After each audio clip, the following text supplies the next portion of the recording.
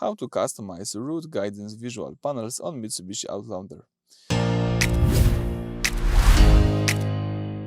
So at the very beginning, let's start by using the home screen.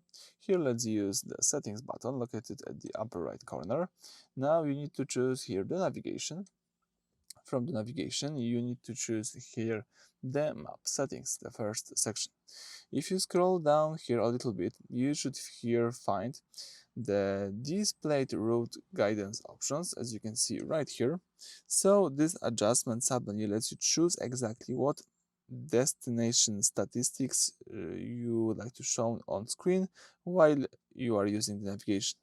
So you can here use always show turn list on freeways, show all M-ways exits en route, show estimated time of arrival, estimated time of waypoint, and predictable destination information. You can decide which of them you would like to use just by using these switchers.